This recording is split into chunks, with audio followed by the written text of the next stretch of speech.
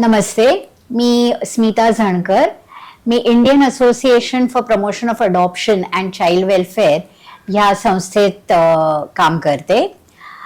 बऱ्याच वर्षांपूर्वी स्नेहांकित बद्दल म्हणजे व्हॉलंटिअरिंग कुठेतरी करायचं ह्या दृष्टीने स्नेहांकित बद्दल मला माहिती मिळाली होती, पण काही कारणास्तव तेव्हा काही कॉन्टॅक्ट झाला नाही.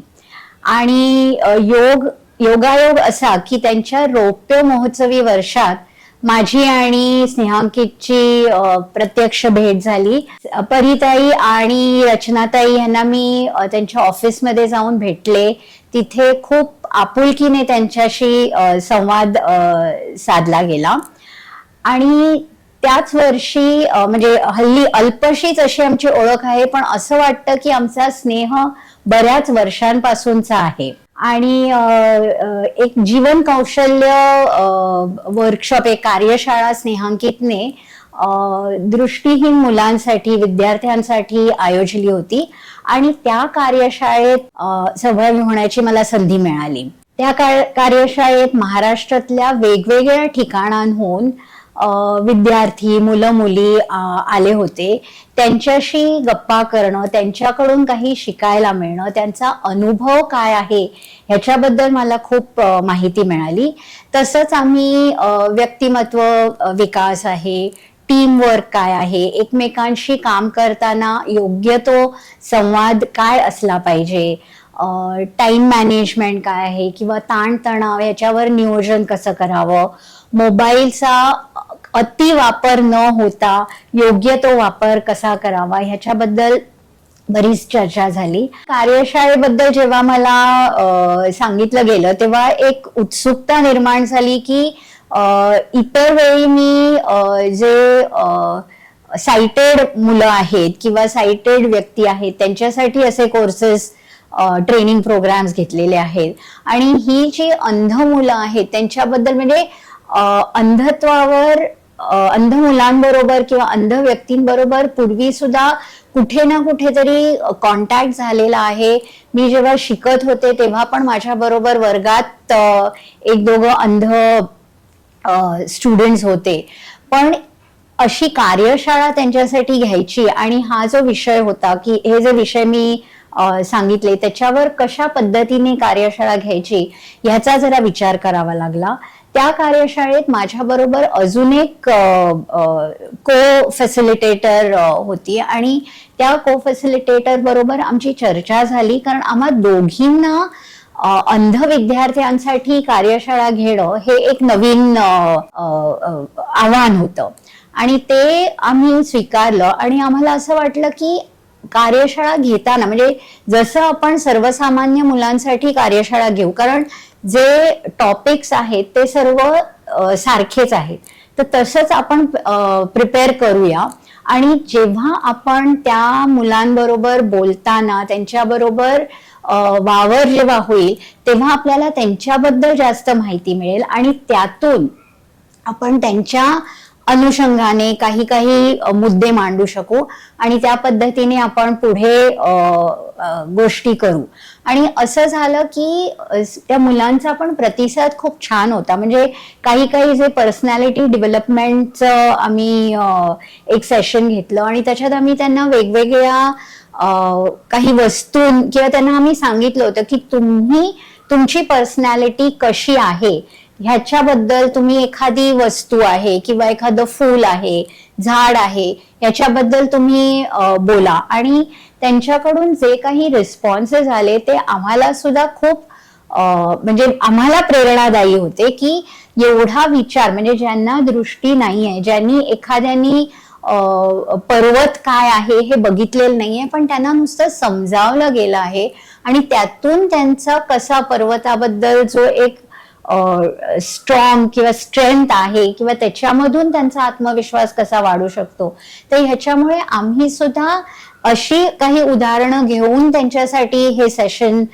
तयार केलं. आणि साधारण मला वाटतं 20-25 मुलं मुली असे होते की ज्यांच्याकडून खरंच म्हणजे आणि खेळीमेळीच्या वातावरणात होतं. म्हणजे असं नव्हतं की एक लेक्चर दिलेलं आहे किंवा तुम्ही आम्हाला हे सांगा आणि आम्ही तुम्हाला काहीतरी त्याच्यावर उपदेश करतोय, असं बिलकुल नव्हतं. त्या खेळीमेळीच्या वातावरणात वेगवेगळ्या ऍक्टिव्हिटीज घेऊन हे जे सेशन्स झाले, 2 दिवसाचं वेगवेगळे सत्र होती. आता काहींच्या बाबतीत असं आहे की जन्मताच दृष्टी नाहीये, पण काही अशी पण मुलं होती की ज्यांना नंतर काही ऍक्सिडेंट झाला आहे, अपघात झाला आहे आणि त्याच्यामुळे त्यांची दृष्टी गेलेली आहे किंवा कमी झालेली आहे. तर अशा वेगवेगळ्या जे व्हेरिएशन्स होते त्याच्यामध्ये सुद्धा प्रत्येकाचा अनुभव काय आहे आणि त्या अनुभवाच्या प्रमाणे आपण त्यांच्याकडे कसा संवाद साधला पाहिजे, त्यांना कोणत्या गोष्टी सांगितल्या पाहिजेत.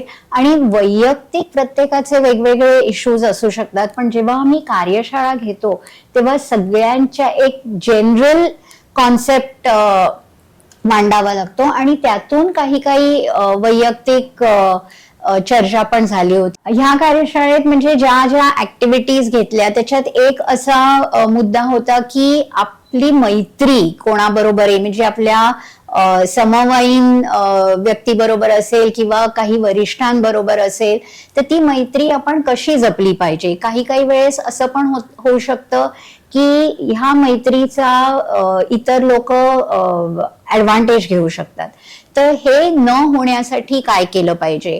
आणि ह्यातच बोलता बोलता काही 1-2 मुलींनी त्यांचे अनुभव सांगितले आणि असं वाटलं की ह्या ऍक्टिव्हिटी थ्रू आपण जी माहिती दिलेली आहे ती अगदी योग्य आहे की कुठच्याही रिलेशनशिप मध्ये एक की आपली जी पर्सनल स्पेस आहे ती आपण कशी योग्य पद्धतीने जपली पाहिजे.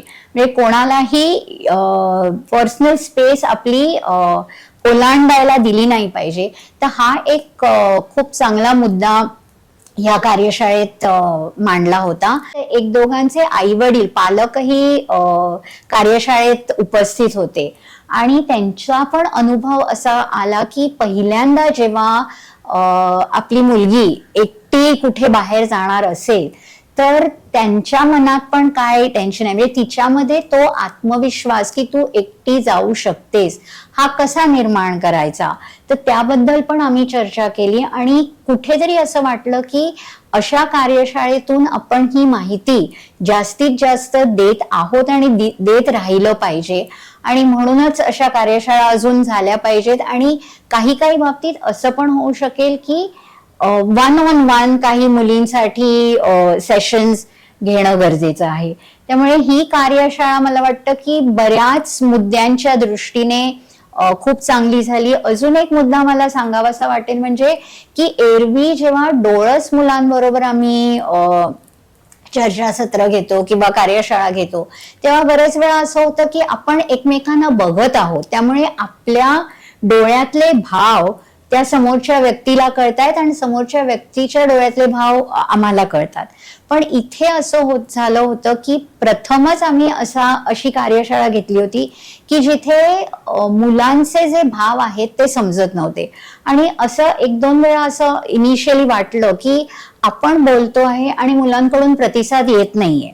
पण मग हळूहळू जाणवलं की मुलांना विचार करायला थोडा वेळ लागतोय आणि एरवी डोळस मुलं जशी स्वतःचे भाव सांगू शकतील तसे हावभाव ह्या मुलांकडून लगेच येत नाहीत, पण विचार करून त्यांचा योग्य तो मुद्दा ते मांडत होते. त्यामुळे हे एक कुठेतरी मला पण शिकायला मिळालं आणि असं वाटलं की जशी जशी आपली कार्यशाळा किंवा जशी जशी ही सत्र पुढे चालली आहेत तेव्हा जास्तीत जास्त ओळख होत होती आणि त्यांच्याबद्दल पण जास्तीत जास्त माहिती आम्हाला मिळत होती आणि ते आम्ही कार्यशाळेत ते मुद्दे वापरू शकलो आणि त्याच्यामुळे मला वाटतं की ही जी कार्यशाळा होती ती खूप चांगली आणि सक्सेसफुल झाली, कारण असा प्रतिसाद आम्हाला सर्व मुलांकडून मिळाला. स्नेहांकित ही संस्था फक्त अभ्यासावरच नाही तर मुलांच्या विद्यार्थ्यांचा सर्वांगीण विकास व्हावा म्हणून कार्य करत आहे.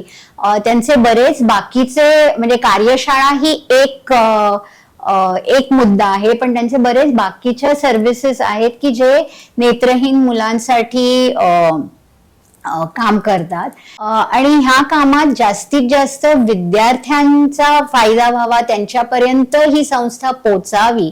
आणि तसंच विद्यार्थ्यांबरोबर मला असंही वाटतं की कुठेतरी जास्तीत जास्त लोकांना ह्या संस्थेबद्दल माहिती व्हावी, की जेणेकरून व्हॉलंटियर्स म्हणूनही ते जोडले जातील, त्यांच्या सदिच्छा पण स्नेहांकित बरोबर राहतील.